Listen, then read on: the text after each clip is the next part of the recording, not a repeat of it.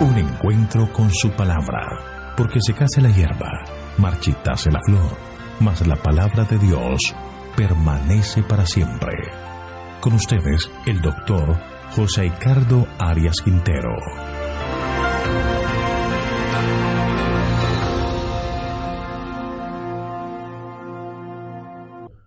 Hoy vamos a comenzar nuestro estudio de Mateo capítulo 8. Jesús sana un leproso. Te invito a orar. Padre nuestro que estás en el cielo, gracias te damos, Señor, por las bendiciones que tú nos concedes constantemente, por tus cuidados, por permitirnos en este momento abrir tu palabra y contar con la presencia del Santo Espíritu para tener entendimiento y sabiduría, comprender tu palabra y aplicar lecciones que fortalezcan nuestra fe. Gracias, Señor, por concedernos tu gracia y bendición, pues lo pedimos en el nombre de Jesús. Amén.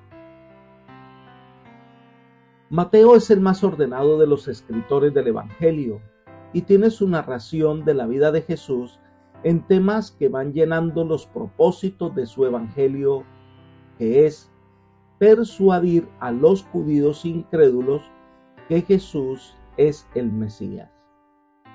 En los primeros capítulos nos presenta el nacimiento del Mesías, su supervivencia en medio de los ataques del enemigo, cumpliendo al pie de la letra las profecías acerca de la venida del Mesías. Después lo vemos el día de su bautismo y su triunfo en el desierto y comenzando su ministerio público. Después presenta el sermón inaugural y ahora nos presenta un capítulo donde narra 7 milagros de Jesús que tienen objetivos muy claros. Berkeley afirma: en los capítulos 5, 6 y 7, Mateo nos ha presentado el Sermón del Monte, es decir, en esos capítulos nos ha dado su versión de las palabras de Jesús.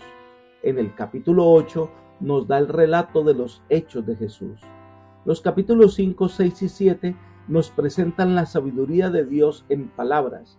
El capítulo 8 nos presenta el amor de Dios en acción.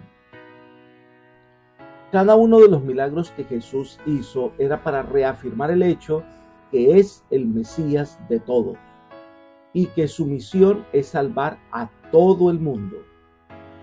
El primer milagro de Jesús, a diferencia de Mateo, Marcos y Lucas lo ubican antes del Sermón del Monte. Debemos entender que Mateo sigue un orden temático y no estrictamente cronológico en su presentación de los acontecimientos de la vida de Jesús.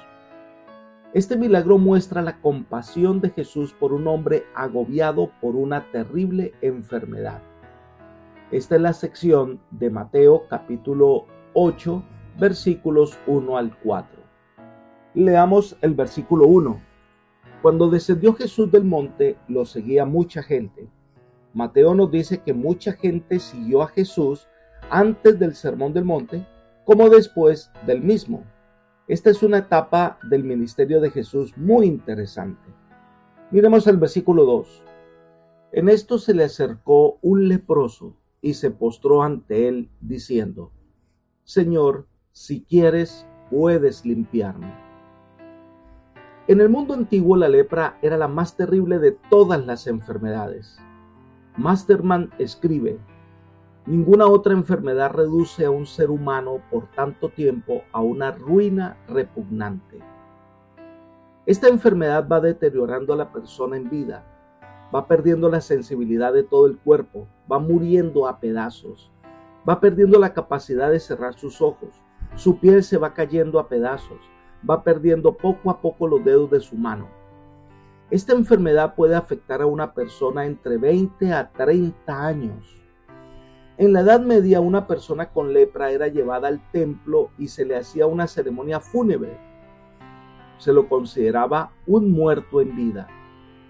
En la época de Jesús, siguiendo las indicaciones de las leyes levíticas, una persona que le era detectada la lepra inmediatamente era aislado de todo contacto con la familia y la comunidad. Todo lo que él había tocado se quemaba o destruía. Además, Él debía salir de la casa e ir gritando por todas partes: ¡inmundo, inmundo! Y todas las personas debían alejarse lo que más pudiera de ellos.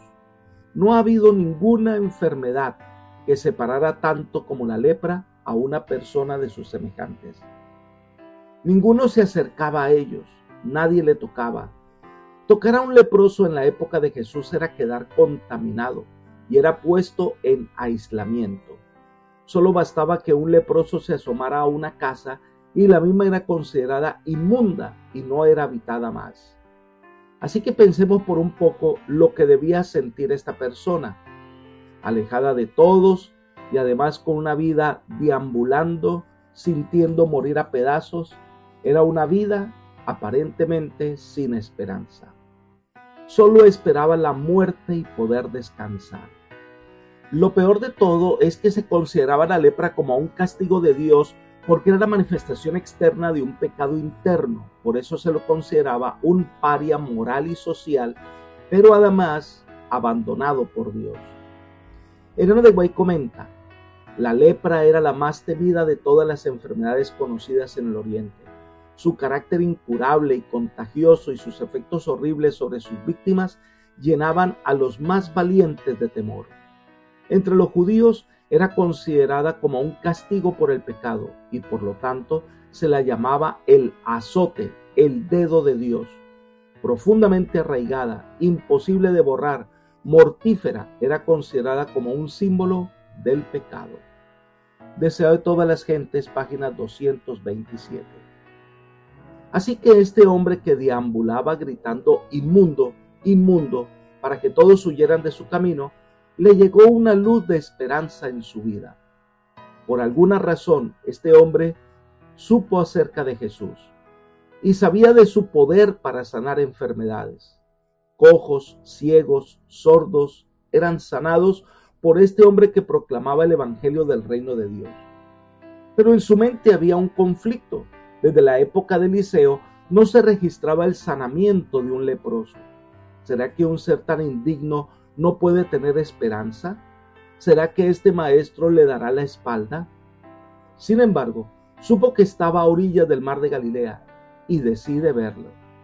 A la distancia vio la multitud que rodeaba al maestro, vio cómo algunos enfermos eran sanados y su corazón renació la esperanza.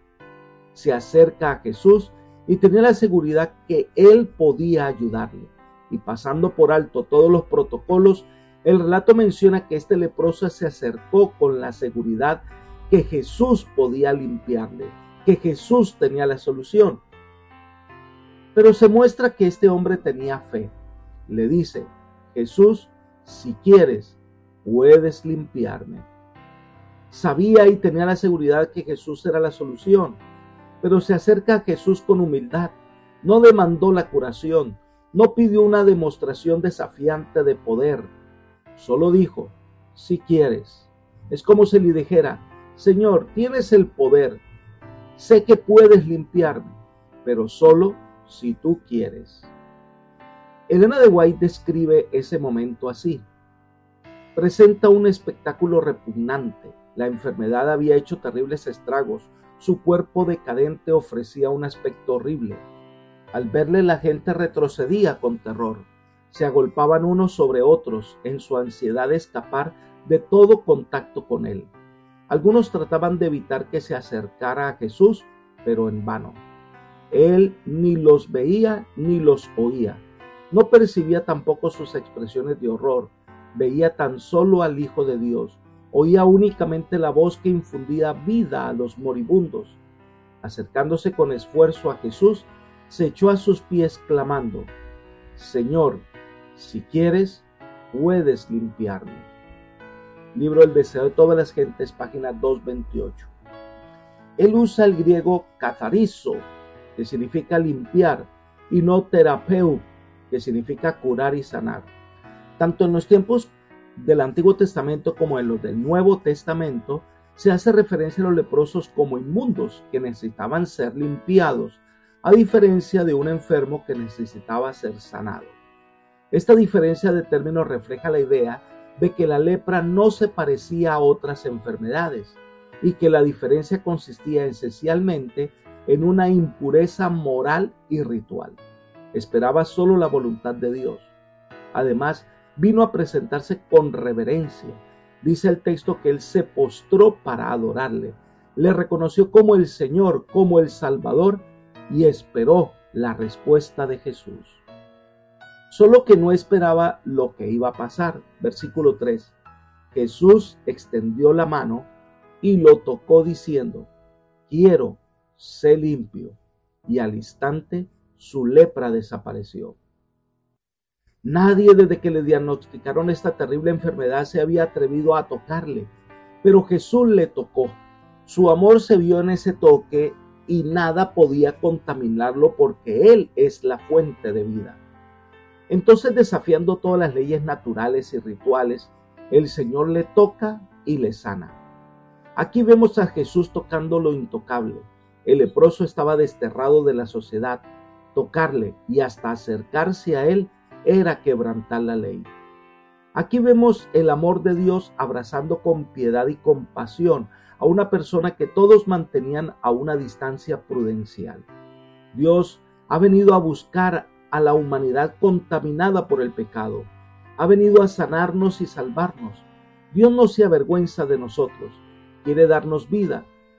Por eso, no tengamos temor de venir a Él. Él es la única solución. Sigamos con Mateo 8, el versículo 4. Entonces Jesús le dijo: mira, no lo digas a nadie, sino ve, muéstrate al sacerdote y presenta la ofrenda que ordenó Moisés para testimonio a ellos. Al terminar, Jesús le hace dos recomendaciones. Número 1, que no le cuente a nadie. Y número 2, que se presente al sacerdote. Lo primero que recordamos, el contexto. Los judíos esperaban el momento para poder levantar contra Roma. No difundir de tal manera que cause celos o prejuicios o despierte la ambición de algunos que consideren que es la oportunidad de una revuelta contra Roma. Jesús tenía que reeducar la mente de los judíos a pensar en las cosas espirituales. Además, esto había sido inconveniente porque se vendrían todos los leprosos para tratar que Jesús los sanara y no era conveniente en ese momento. Elena de White explica: Jesús tenía otros objetos en vista al recomendar silencio al hombre. Sabía que sus enemigos procuraban siempre limitar su obra y apartar a la gente de él. Sabía que si se divulgaba la curación del leproso, otros aquejados por esta terrible enfermedad se agolparían en derredor de él y se haría correr la voz de que su contacto iba a contaminar a la gente. Muchos de los leprosos no emplearían el don de la salud en forma que fuese una bendición para sí mismos y para otros. Y al atraer los leprosos en derredor suyo, daría ocasión de que se le acusase de violar las restricciones de la ley ritual. Así quedaría estorbada su obra de predicar el Evangelio. Libro El deseo de todas las gentes, página 229. Por otra parte, evitaría que se considerara a Jesús como una persona que pasaba la ley por alto. En el mismo libro, la página 230 dice: los fariseos habían aseverado que la enseñanza de Cristo se oponía a la ley que Dios había dado por medio de Moisés, pero la orden que dio al leproso limpiado de presentar una ofrenda según la ley probaba que esa acusación era falsa. Era suficiente testimonio para todos los que estuviesen dispuestos a ser convencidos. Jesús debía obrar con prudencia para que este milagro fuera un medio de convencer a otros de la salvación. Lo segundo que le pide al leproso es que se presente al sacerdote y de allí presentar la ofrenda prescrita y recibiría el certificado de que estaba limpio. Además de una cantidad de rituales que debía realizar, Jesús lo hizo para que quedara en evidencia que este fue un milagro, y ante las acusaciones que recibía de estar en contra de la ley, entonces con eso pasaría a entenderse que él no estaba en contra del sacerdocio. Elena de White explica: si los sacerdotes hubiesen conocido los hechos relacionados con la curación del leproso, Su odio hacia Cristo podría haberlos inducido a dar un fallo falto de honradez. Jesús deseaba que el hombre se presentase en el templo antes de que les llegase rumor alguno concerniente al milagro. Así se podría obtener una decisión imparcial y el leproso sanado tendría permiso para volver a reunirse con su familia y sus amigos. El mismo libro, la página 229. Todo esto se convertía en un llamado a todos los líderes y al pueblo para que reconocieran que Jesús vino a traer salvación. Ellen G. White sigue diciendo: los mismos sacerdotes que habían condenado al leproso al destierro certificaron su curación. Esta sentencia promulgaba y registraba públicamente era un testimonio permanente en favor de Cristo. Y como el hombre sanado quedaba reintegrado a la congregación de Israel bajo la garantía de los mismos sacerdotes de que no había en él rastro de enfermedad, venía a ser un testigo vivo a favor de su benefactor. Con alegría presentó su ofrenda y ensalzó el nombre de Jesús. Los sacerdotes quedaron convencidos del poder divino del Salvador. Tuvieron oportunidad de conocer la verdad y sacar provecho de la luz. Si la rechazaban, se apartarían de ellos para no volver nunca.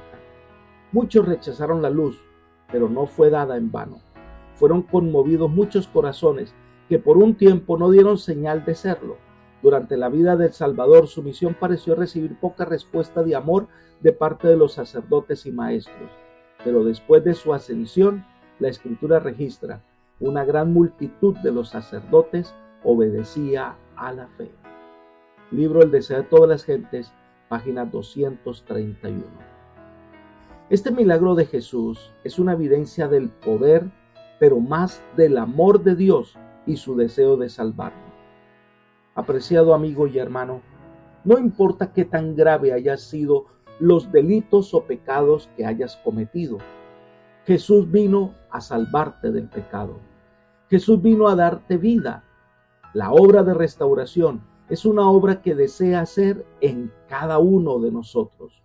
Solo debemos creer y permitir que Él haga su obra en nosotros. Que el Señor te bendiga y te guarde, y te guíe hoy por sendas de paz, es mi oración por ti. Amén.